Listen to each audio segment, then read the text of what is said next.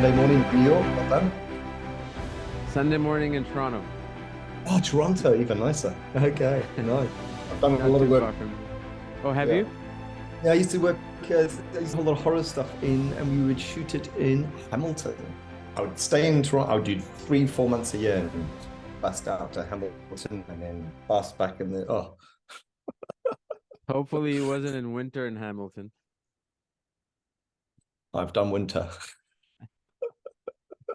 I've done Yeah, winter and I've had scenes as if we're in, I don't know, Florida in summer and, it's just like, oh, yeah. Well, I mean, Hamilton gets a little more colder than some parts of Toronto. yeah, That's more on the west side and also on the northern side, obviously. But good to have you. Thank you so much for joining. Appreciate it. excellent. Just on a beginning note, I became familiar to your work through Beckham. And encounter something I was supposed to see, but I hadn't had chance. I'm a huge Spielberg fan. I'm a huge, you know, uh, aliens and UFO and all that fun stuff. So it's on my to Excellent. watch list. But just wanted to tell you how much I enjoyed Beckham, even though I'm not even remotely a soccer fan. Likewise. And and and one of the things I loved about it the most among, besides the story and everything that actually kind of stayed with me was the way it was shot, especially the interviews.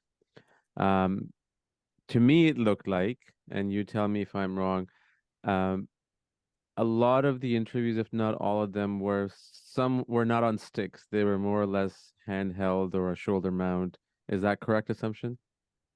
No tripod was used in any of it, in Good. any of the film.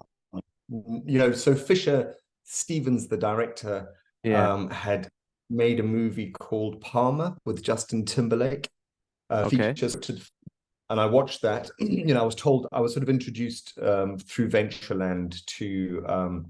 It's actually really funny.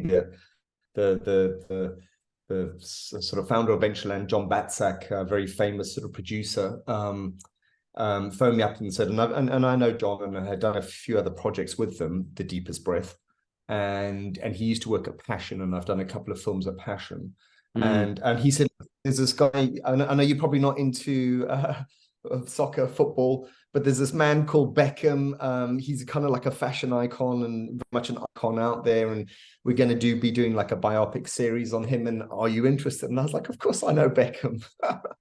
But he sort of said Fisher Stevens is directing this, and Fisher's obviously an actor, quite a well-known actor and a Yep. documentary maker. He got an Oscar for The Cove as a producer. So Oh, sort he of did the Cove. Okay.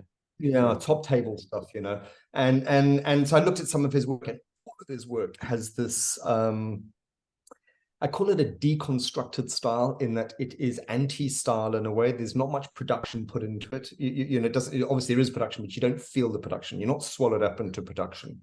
And yeah, so what the starting block very much was Palmer as an aesthetic quality, and it's all handheld and slightly like a nervous camera, sort of on the edge, maybe like an action film would have, thriller. So yeah, which is unusual, and it was an absolute killer on the interviews. I mean, we went through quite a few. At first, what happened is we were a small team. I used the second AC to be the other camera, two cameras in the interview, always an 85-35. I was on the 85. I had a focus puller. The second AC was always on a 35 mil. Fisher likes the eye line to be right in between two cameras. So he literally sits in between. So you sit next to each other, or you stand, or however we were shooting it, and Fisher's right in between, like crossing the line between the two cameras, and sometimes he would even bump us if we were too steady. He would like knock us. We'd be like, "Gosh." So, but that's very much his style, and also Netflix. We had a discussion with Gabe at Netflix a while before this, and they sort of said, it is such a Beckham is such a well-known personality, is so produced, extremely handsome, you know, and what we don't want to do is make this feel, we want to make this feel really authentic and honest, almost like you shot it in the 90s. And we spoke about potentially shooting it, you know, I said it because I used to obviously shoot documentaries in the 90s, and most of those were shot in Super 16, and they had that sort of style. And actually Netflix we went down that line for a few weeks of shooting this on film, and then we decided that because there's so much, you know, it just Of course, wouldn't make cost. sense, you know. Cost, and also just restriction was less the cost because we had a decent budget and the cost would be crazy, but it would be, I just said, look, if we shoot film, we don't want the restrictions of a 10-minute load. You know what I mean? That for an interview, people are not used to that now, Yeah. and we used to that. But 10 minutes is we run on a card for an hour. So going back to your question, the second AC, I went through a few second ACs because they couldn't handle holding the camera. You know, we had sort of easy rigs, tried various things, but they couldn't. They physically couldn't do it, and it was literally, because they would go on for some of them 4 or 5 hours. And you know, the Arri camera is heavy with all the stuff on it, all the extra stuff, and it was and see, they're not, the second assistant is not trained as being, you know, like an operator, so they don't have that Yep. sort of physical stamina, and it was eventually became a problem. I had to get rid of a few people, and you know, and we eventually got other operators, full-blown operators, and they could do it, you know. But it was tough. It was a hard. They offered us massages after every day, which we didn't take up. But you know, the production company were really aware that it was a style that we wanted to go for. And obviously there's been lots of interest from other people saying, oh, I really like that style. And I'm like, yo, good luck. Good luck, like, you know, hand holding a cinema camera for it's not about the weight of the camera. I can do handheld or Roland the whole day if I'm moving and there's break, and especially if you're moving, you know, I love that. I love that Yeah. energy. But to be still, Yeah. you start to realize you've got all these knots and pains that are just excruciating, and you literally, I would be looking at the card and I know the storyline and just go like, oh God, I've got to concentrate on something because I'm in so much pain. I bet. Terrible. No, but Yeah. it paid off. One of the things that reminded me of the most was, and that's among many other things that I loved about Breaking Bad. I don't know if you've ever seen Breaking Bad. Oh God. Yeah. A lot of it was handheld. I mean, the scene, Yeah. and compared to Better Call Saul was very cinematic, very kind of like locked shots, longer lens, wider lens. But with Breaking Bad, because of the way that character was, he was just chaos, right? He was all over the place, and that pulls you in. People don't realize it, and I think that's what pulled me in Beckham among the story. I mean, I'm not, uh, putting away the story or the direction or anything, but that handheld thing made them look to me at the same level as an ordinary citizen would, as opposed to a celebrity. Okay. That Okay. really did wonders. I mean, I don't know how many people outside the production world would notice that, but you know, But you know what? being For in me, the rather than the aesthetic of it sort of feeling, which you're completely right, that did sort of make you feel like they were everyday people. And what it did is with the whole dogma style, which is very much Fisher, it meant that they didn't even know when we were recording. So it meant that the crossover between, we would arrive at people's houses. Normally we completely own locations, and I choose the location and we tent it out and I light it, and then we bring in and we make it look like it's their home or their living room. But we've been there for ages. They don't want us setting up for hours and hours. And they walk into a dark space that's lit and they feel extremely intimidated. And Fisher was really, really clear. He said, as an actor, if because we wanted the sort of candid style, but I still wanted to light it. I wanted to light it more than it was lit, and it for me shooting it was a real self lesson in my own criticism, because the whole time, other than the pain, I'm going, oh, I could make this look so much better. I could light this, I could control this, I could put that there, I could give him a little edge light, I could given the eye light, but we were given very, very short time to set up, no blacking out. Fisher was like, as an actor, if I walk into set and it's dark, I don't like it. I feel hemmed in.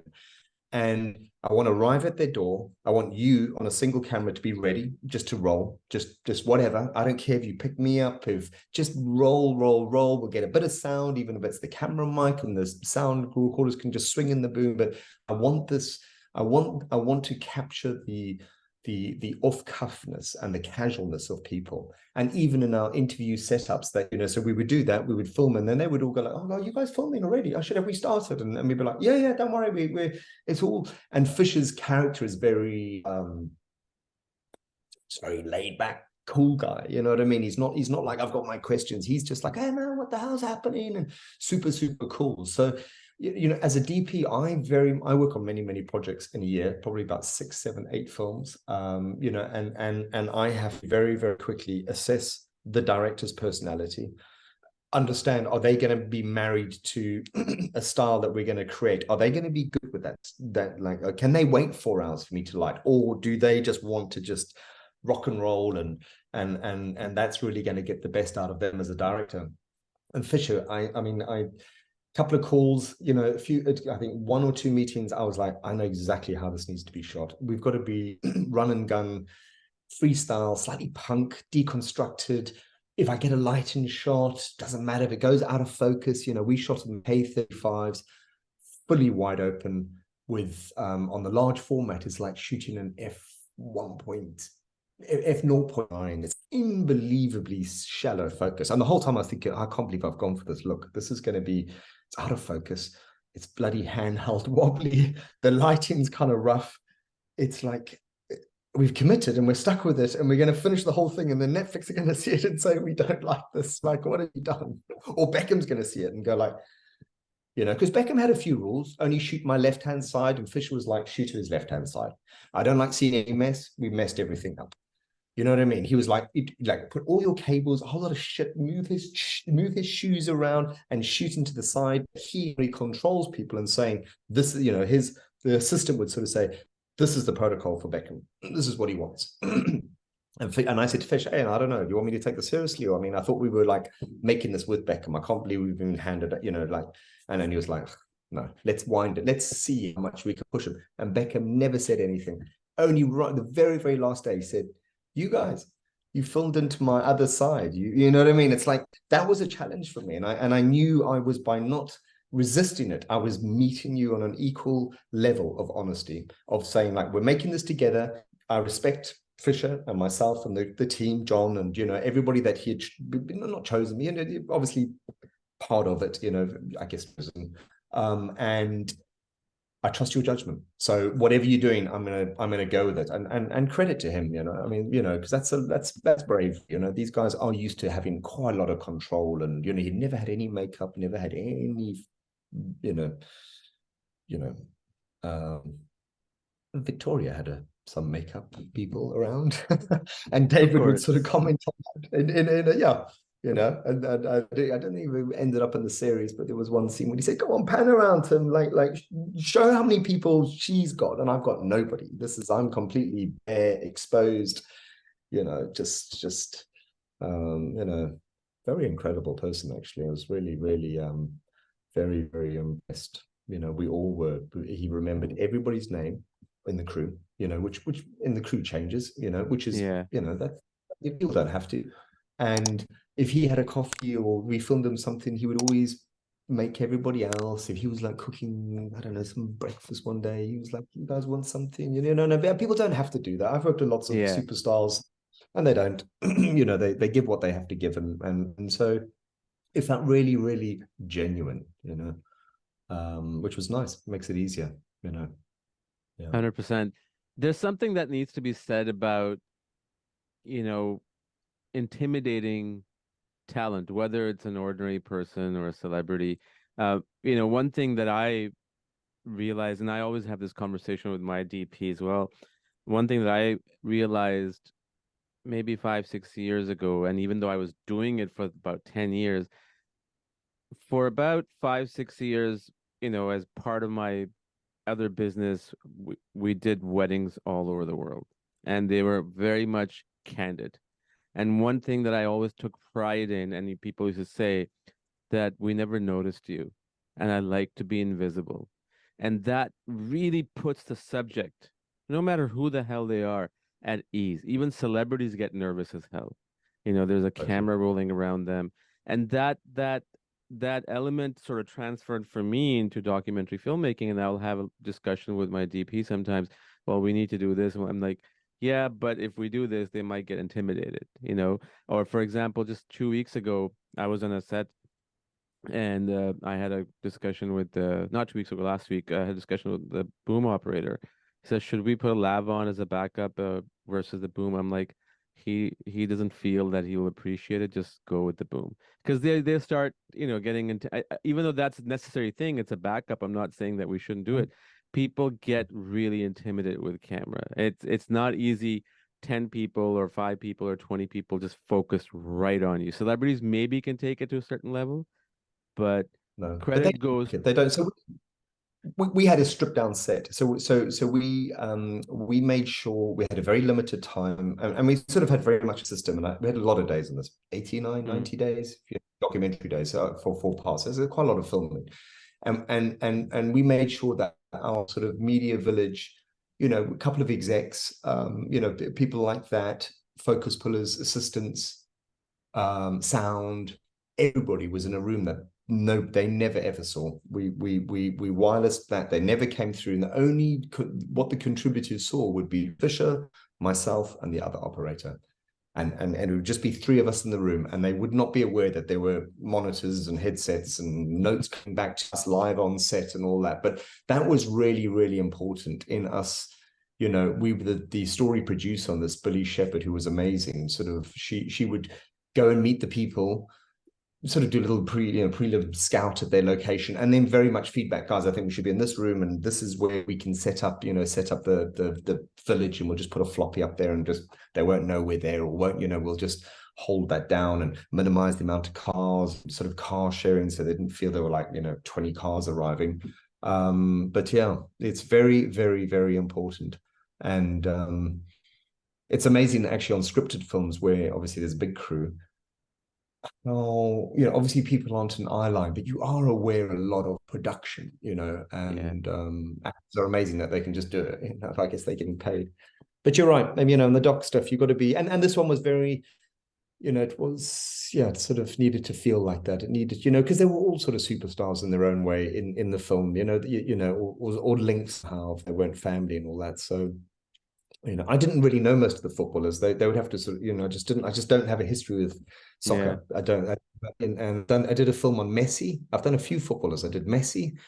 I did a feature on a series on Messi on Amazon, and a feature for Figo. He's a famous footballer. I've Sort heard of of that's him. on Netflix.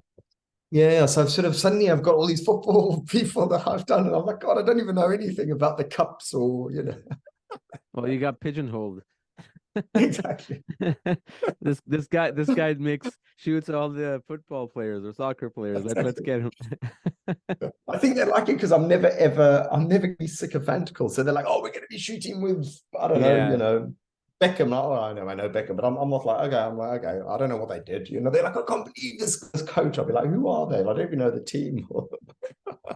So I think You in know, that way, it's it's kind of funny good. you mention it's funny you mentioned that. I've you know, the idea of celebrities, for example, anybody like sports, films, whatever, musicians, because they're so much used to all that attention and fame, as much as they may like it certain times or in the beginning at least, they crave for that moment where nobody says, "Oh my God, it's this person." They just desperately want that. They just want to be treated like an ordinary individual. And Yeah. and one of the things that I loved about Beckham, the series, I cannot believe that what the hell that guy went through. I mean, all the stuff like with the crowd booing him and showing his character.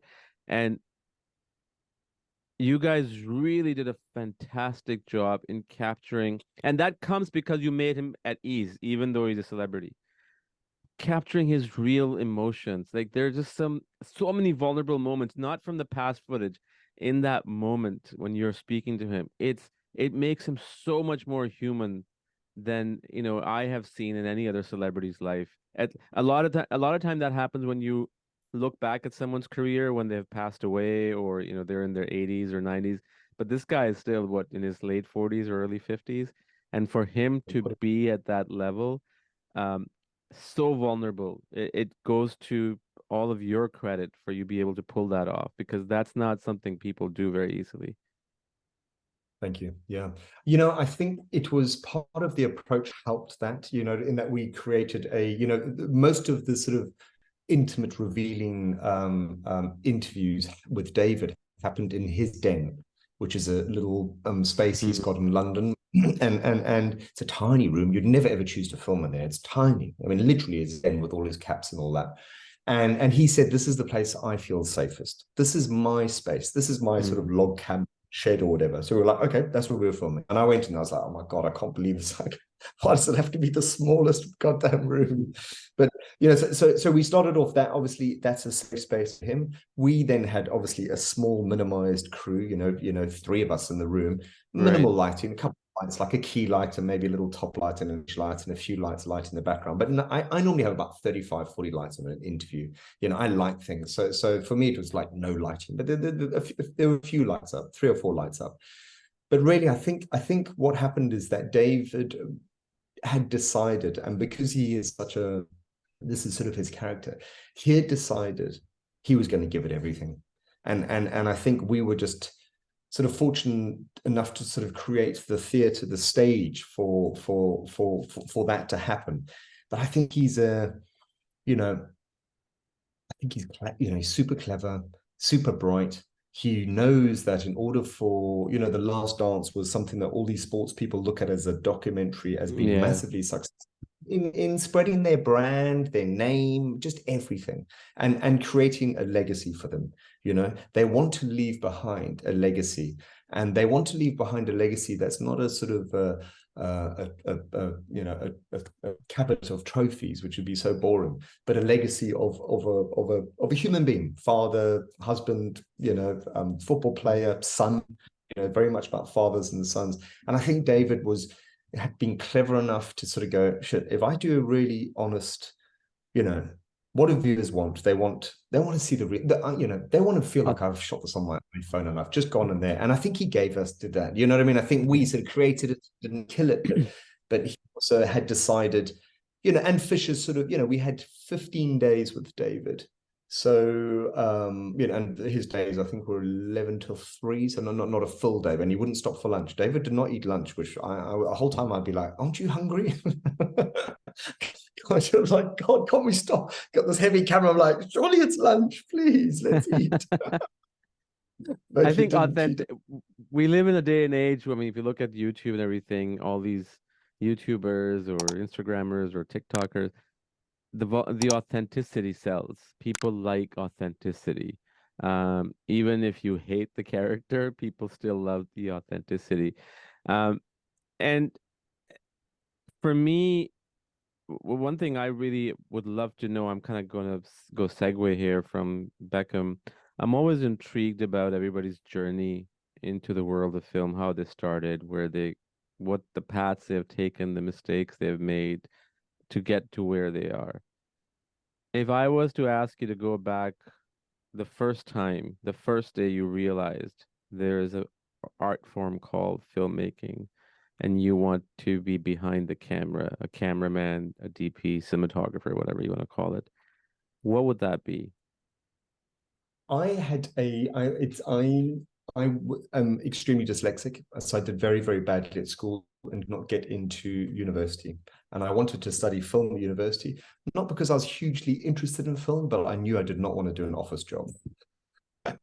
That was my motivation. I sort of I'd had a camera and I sort of did a bit of photography work, was interested, but I started DJing in 1986 when nobody was DJing on turntables, and my love was mixing, DJing, sort of hip hop music and cutting and scratching and all that. And I then got a job as an assistant editor, and very quickly became an editor and won a few awards editing, because I had this sort of I sort of had understood a movement of it, and I had a rhythm and I could cut, and so I got a job as an assistant editor, and very, like, 6 months later was an editor. And this was pre this was film days, and then went into sort of like a non-linear hybrid system. It was pre-Avid and all that sort of controllers, but A/B roll editing. And I did promos and music videos, and I cut these for till I was about 21.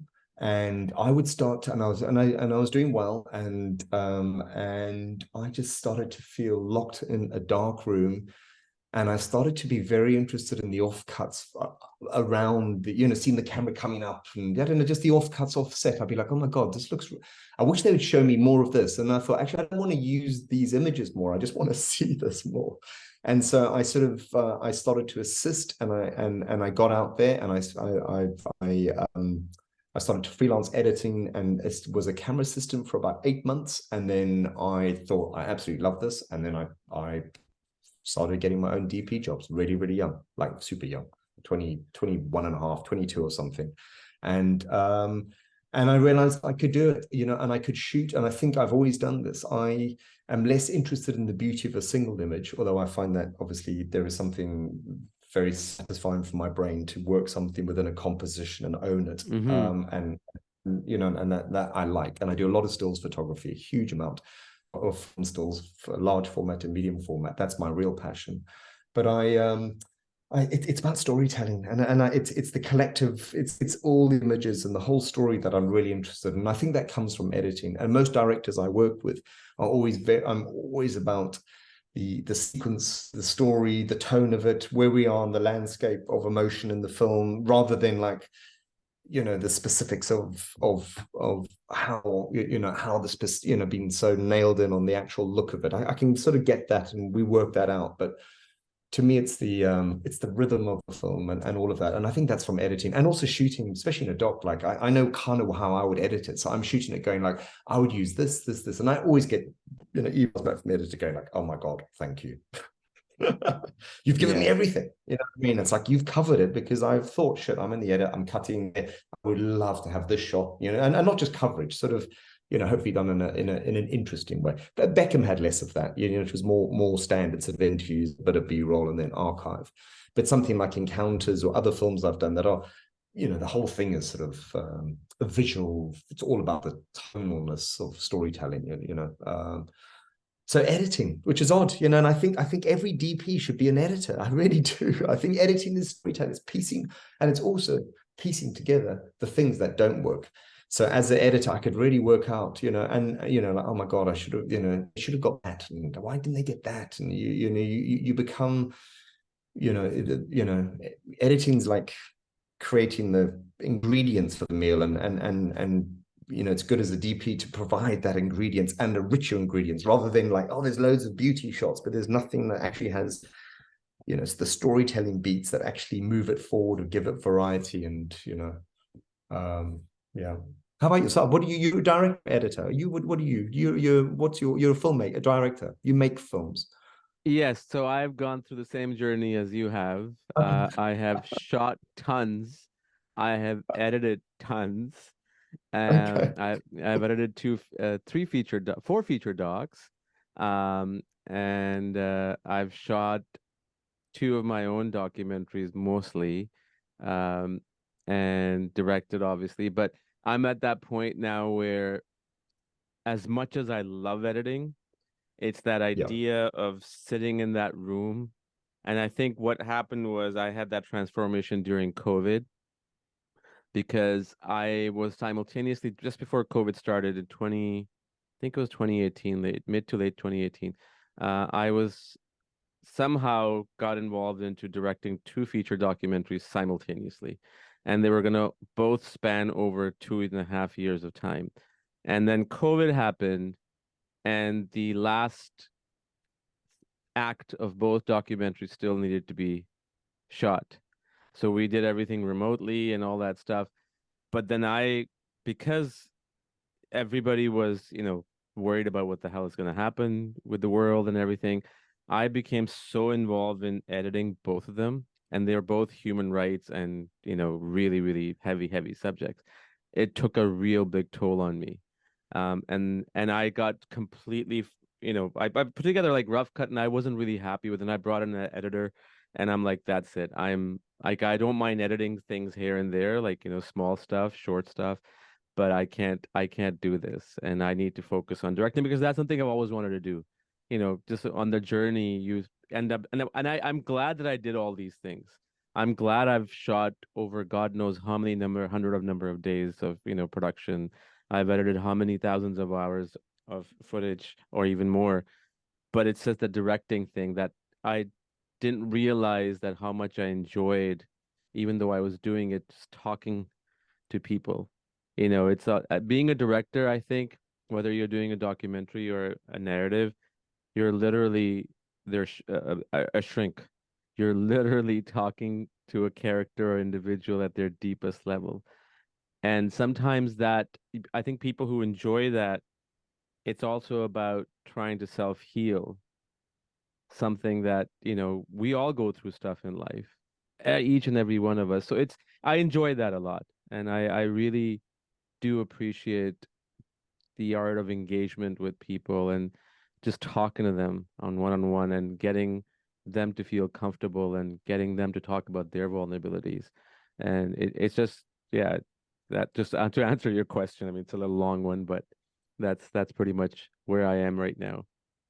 And I can see you have that quality. Do you know what I mean? You're a very easy person to talk to. So, thank you Thank for you. that. It's something that, David would bring up because David's never had any therapy.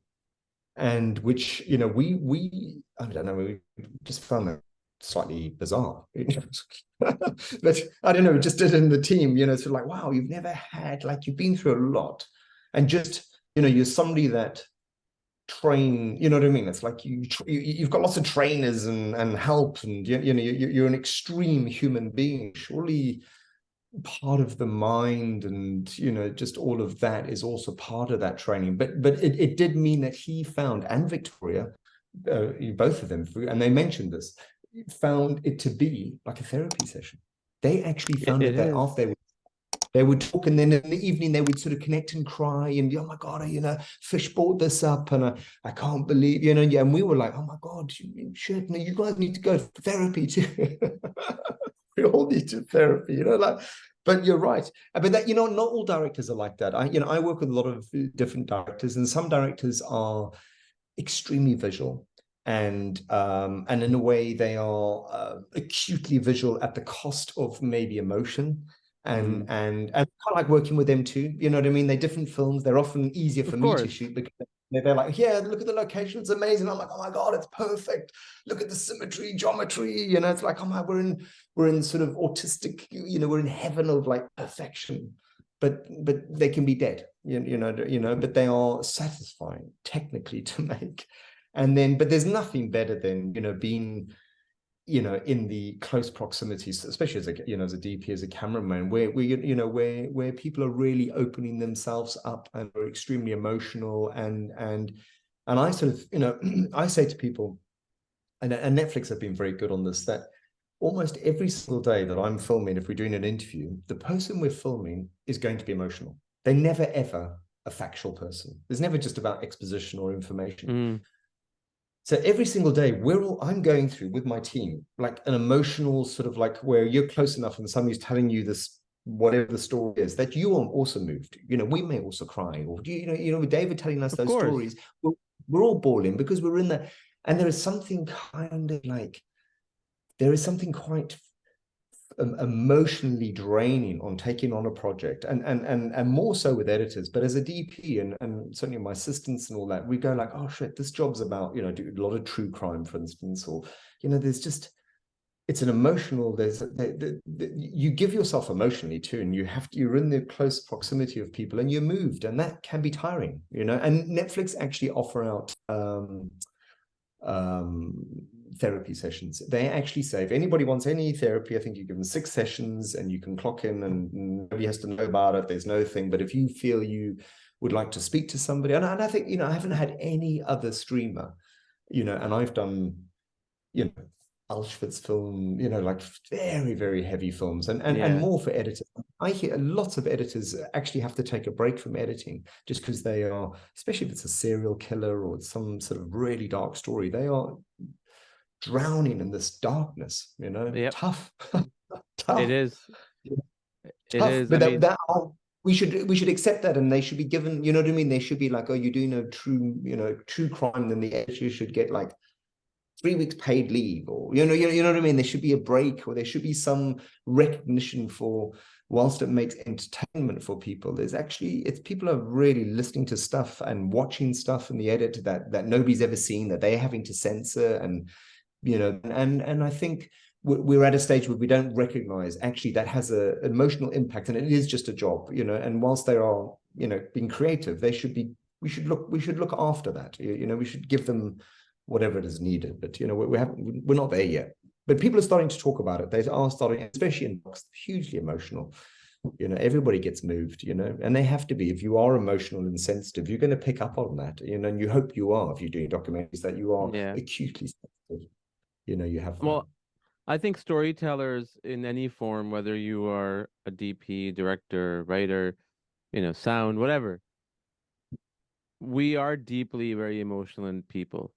I mean, we may not admit it, but I think not that others are not, but art is a form of emotion. Like it is, whether you see a painting and it evokes an emotion, and going through editing, especially of heavy subjects, like you have these posters here behind me, In Search of My Sister and Citizen of Moria.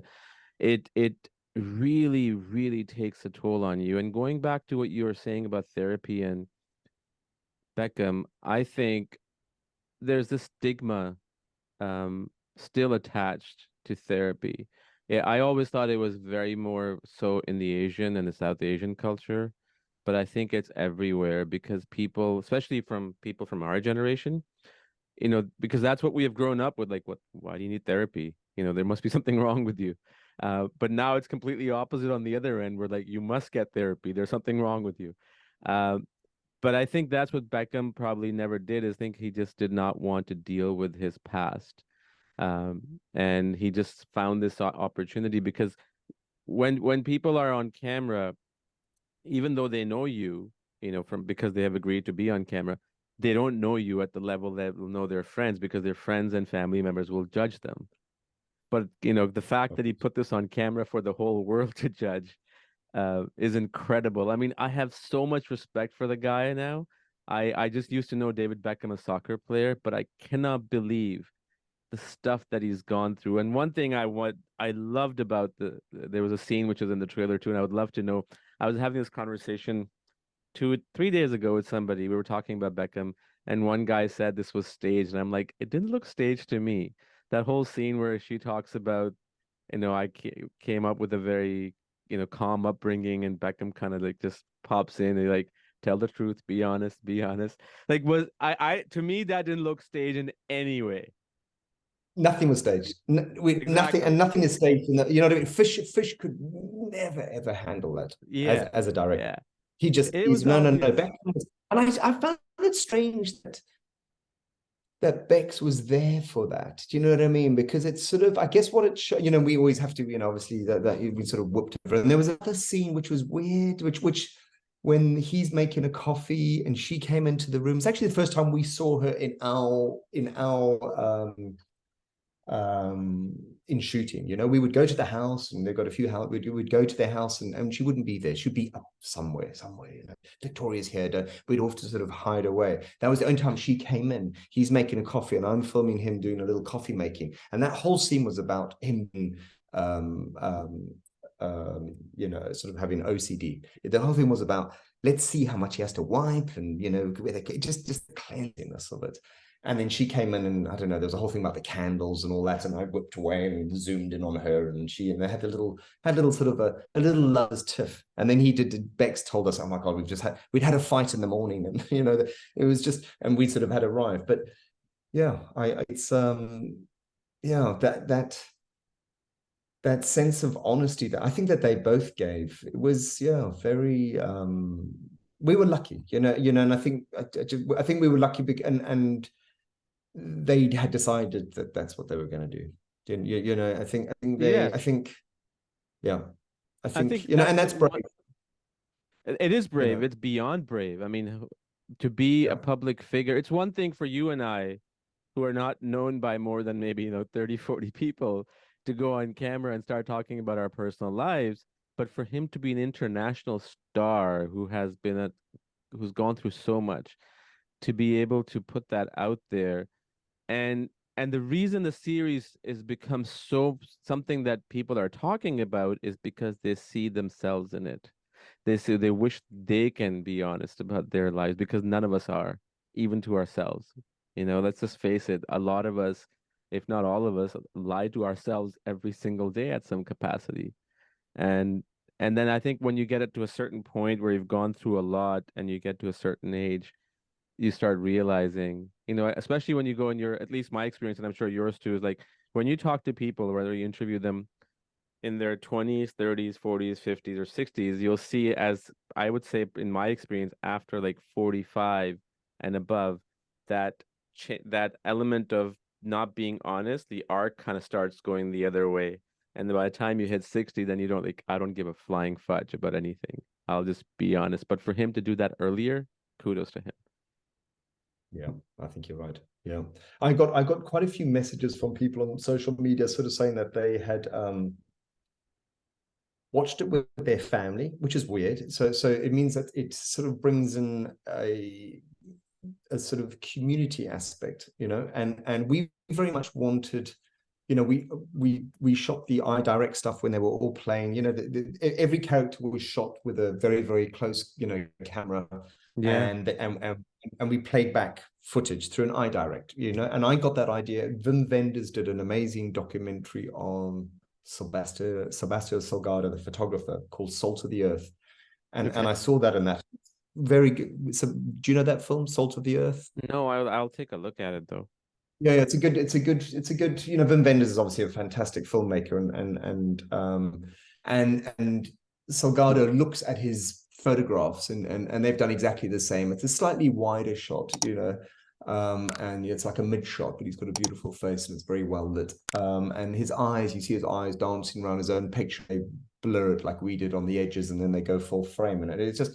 I thought it was a very, very good way of bringing a jumping board into somebody's memory. We can play them back the footage, and more about them not saying, more about them not commentating, but seeing the muscles, the little looks on their eyes. But it brought it circular back to most of the viewers watching football are watching football on a screen. And I like the idea that I got these messages back from people sort of saying, I watched this with my family and we all cried.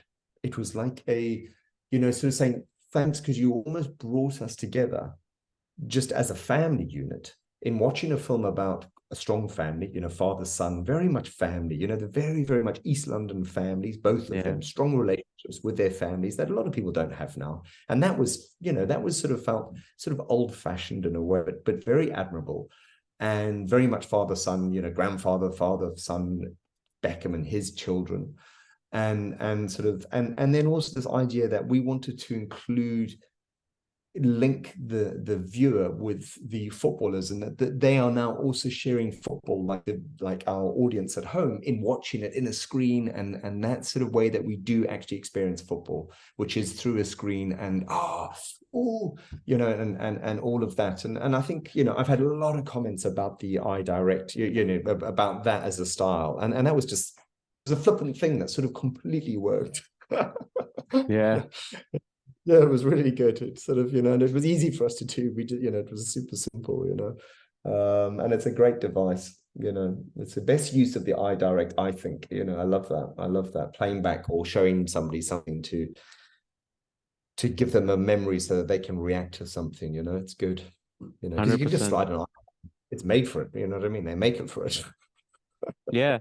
I saw it Yeah. with my wife, and I'm thinking about now showing it to my kids. I mean, they're quite they're they're going to be 14 and 12. Well, my daughter just turned 12. And I mean, there's a lot of great stuff in it, but I think the reason you said it kind of goes back to that the thing that we talked about, therapy. Whether it's this film or any other film, the reason if people's emotions are evoked, whether it's happy or sad or, whatever, it's because that relatability, right? And it's a therapeutic session for even the viewers, because not Yeah. that they have gone through something similar like Beckham did, but we have all gone through stuff, and we're all going through stuff, and we'll all keep going through stuff because that's life. and Yeah. people want to watch that, and that's what I wish there's more stuff being made like that, because I think we have lost the element of we've become such a political world. Everything is a hot topic, and the element of family has been disappearing.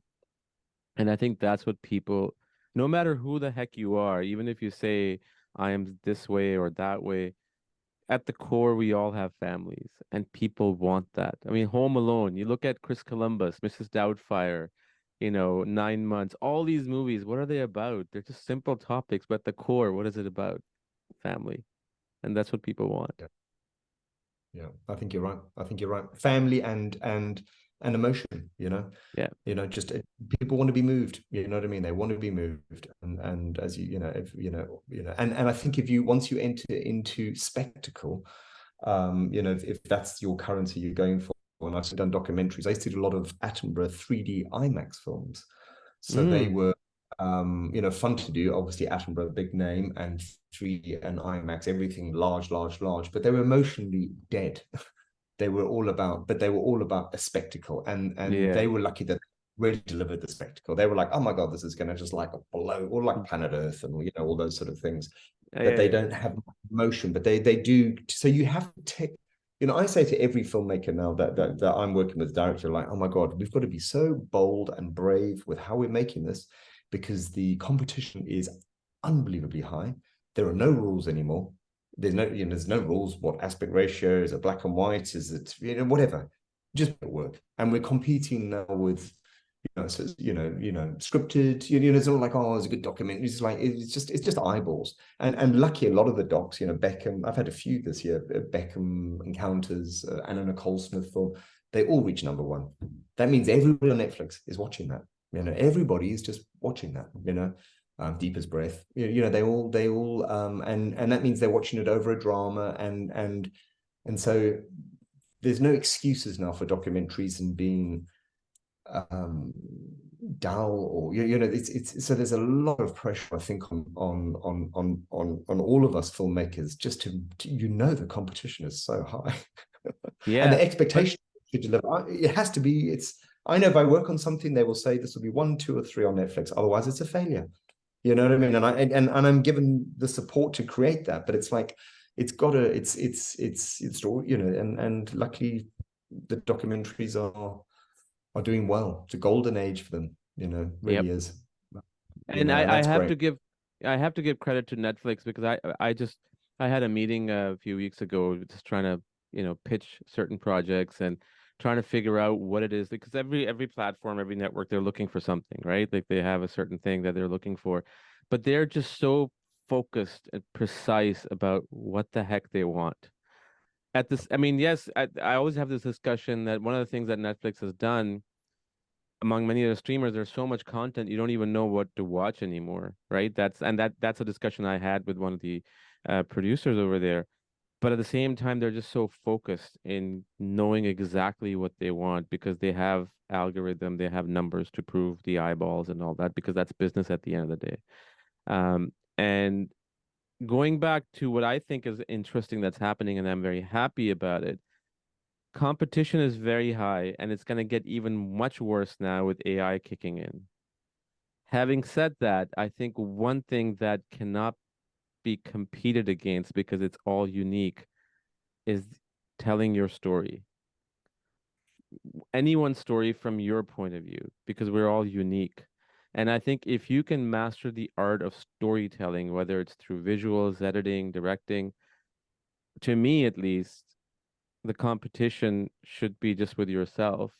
And if you can pop out, the technology always loses. That's just the way it is. Yeah, yeah, I think you're completely right. But it's hard to tell a good story. I know it is. It's It's like, not easy.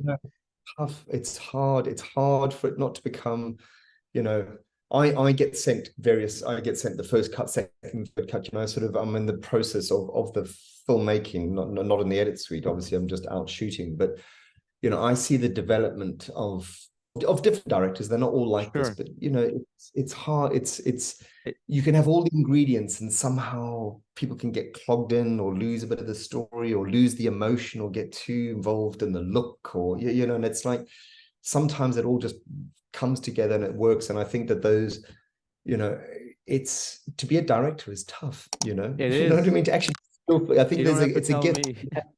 Yeah, and some people have a gift, and some people just, you know, like in all of our crafts, you can learn a craft, and you can be crafted, and then you can be gifted. And some Yeah. people just have gift, and you know, yeah, and yeah, it's not an easy job, you know. Coming up with a story is, one thing that I realized too, like maybe about 12 years ago. Story is not like, "Oh, I have an idea and I'm going to do this and that's it." It's about breaking it down to the bare bones in terms of character, why he or she is thinking like this, why should the scene go from here to there. And it's an art, and it comes, like you said, with a gift, but at the same time with practice, right? You got to keep doing it over. And a lot of great films and great stories, nobody finds them, nobody sees them.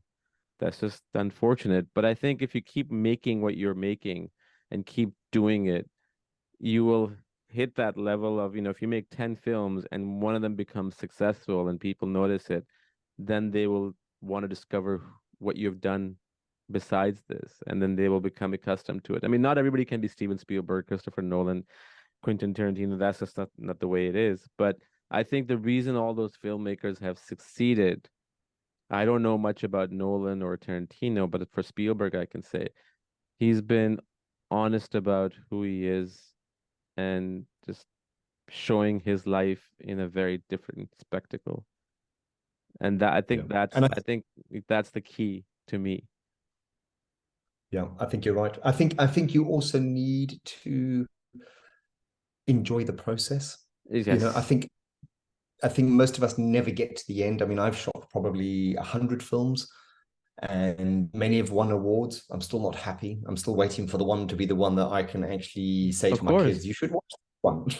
So, but I enjoy the process. I love the process of And filming. that's the I love key. the And that's the key. And I think if you're going to do it, you're going to do it. And you're not going to do it for the fame, or the meet the people, or the awards, or the money, or it's like Yeah. actually really enjoy just shooting and owning the shot and framing and lighting and how it looks, and the over importance of something that's really not important, but everybody makes it important. And I think the key, you've got to just actually, if somebody said to you, "We're not going to pay you, what are you going to do?" You'd probably say, "I'm still going to do the same thing." It's just, it's just like, I have to do Yeah, this. This yeah. is not it's a it's a lifestyle, it's a part of one's life.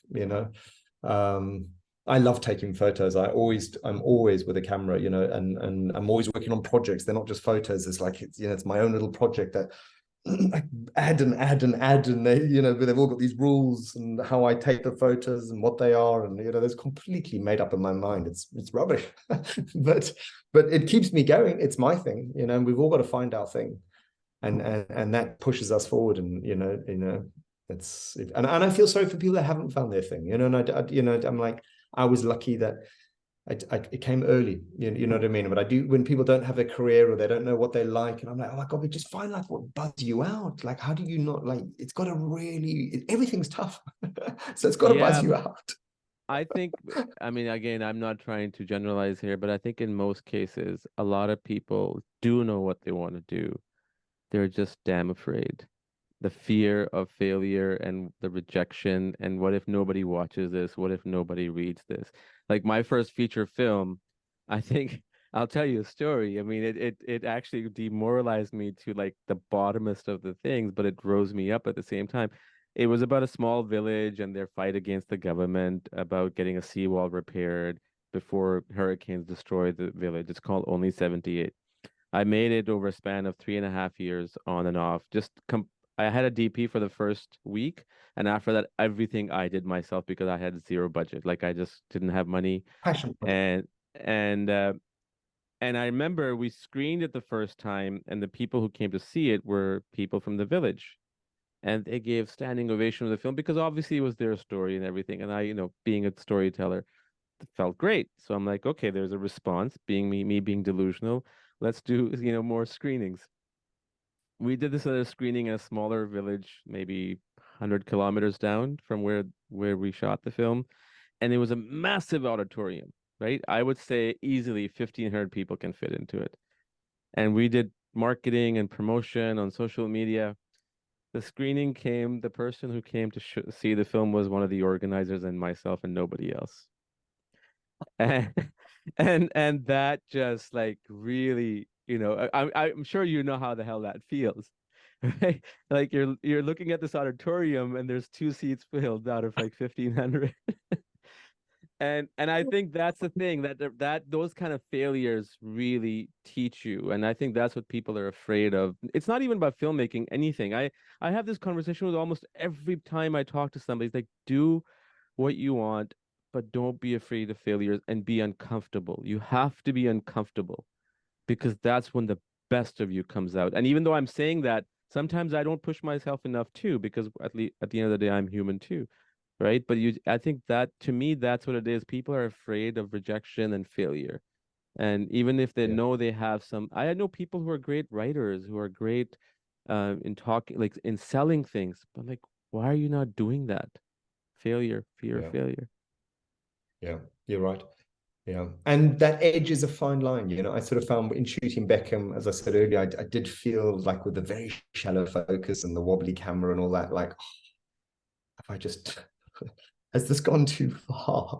You know, I should have just, but I guess also part of the benefit of having quite a few successful projects behind me, I kind of feel, oh well, even if one flops, it doesn't matter.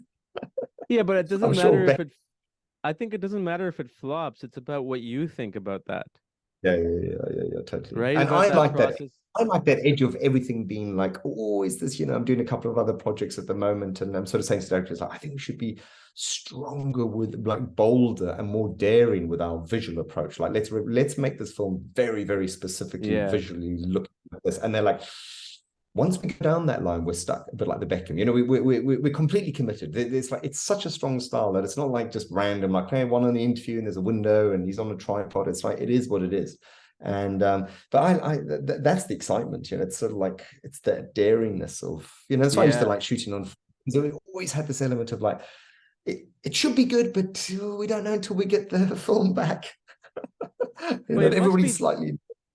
it must be really daunting for you, especially. I mean, it's one thing for a director, right? Like a director probably wouldn't direct two films maybe in the same year.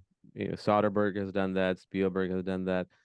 But for a cinematographer and what you do, like you said, you work on what, 6, 7 projects a year, right? Average? Yeah, To yeah, be able, and then you've been doing this for so long, to have that unique look and challenge yourself working with different director, sometimes overthinking it, that I have to make it yeah, look different. And in doing so, I'm sure you've made mistakes.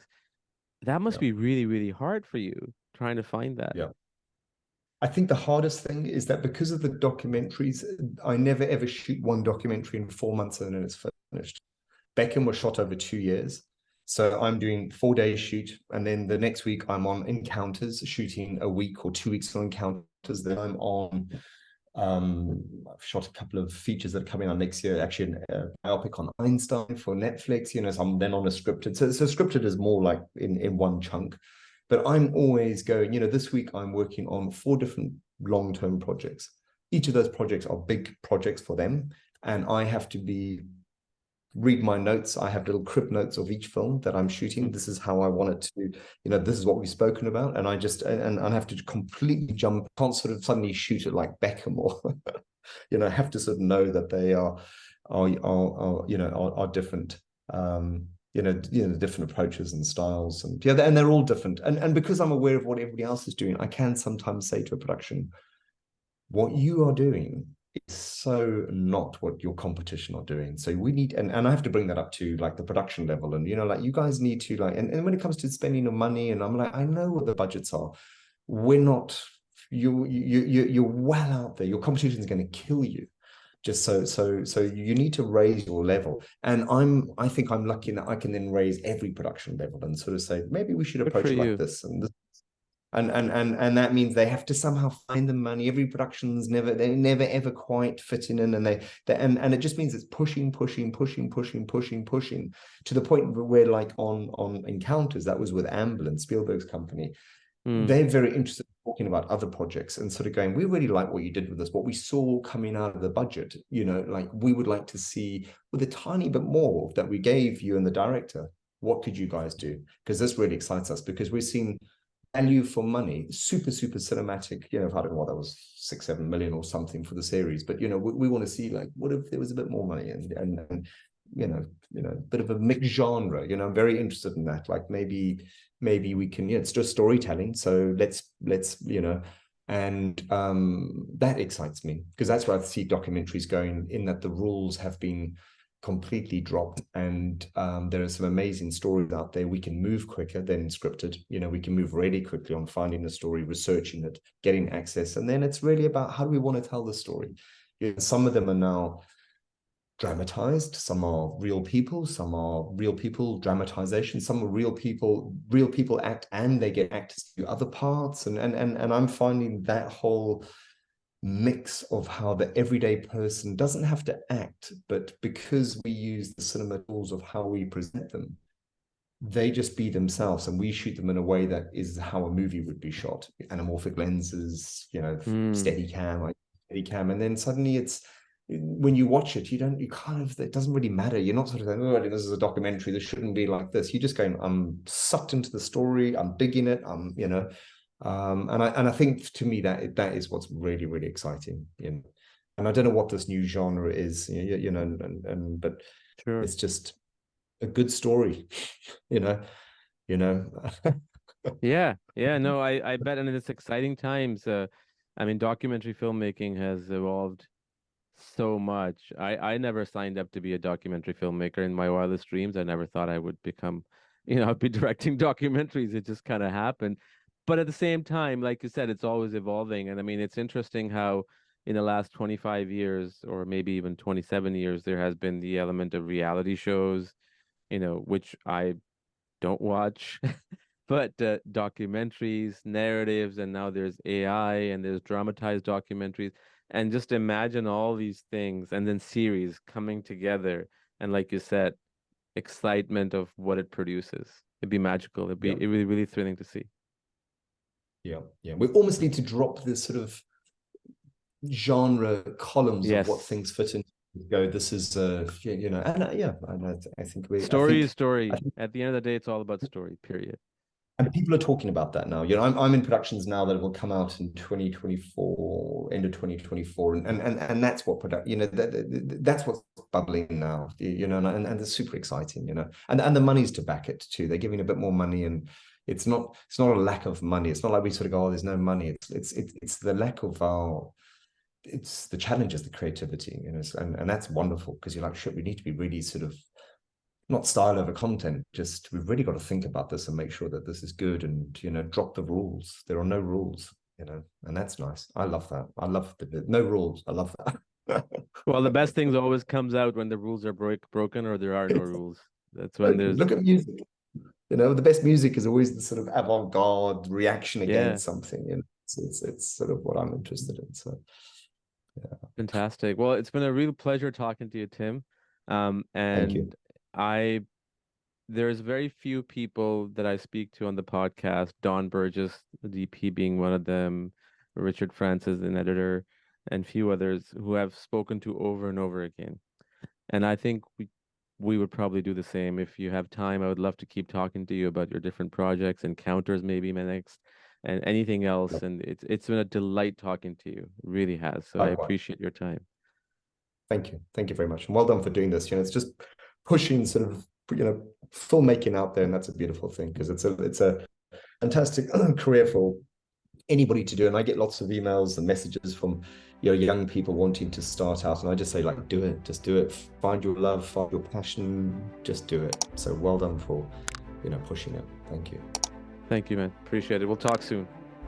Okay. Nice one. Cheers, man. All right. Bye. Take care. Have a great night.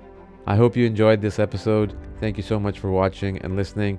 Don't forget to subscribe, like, share, and comment. And do come back for another episode. Until then, have a great day.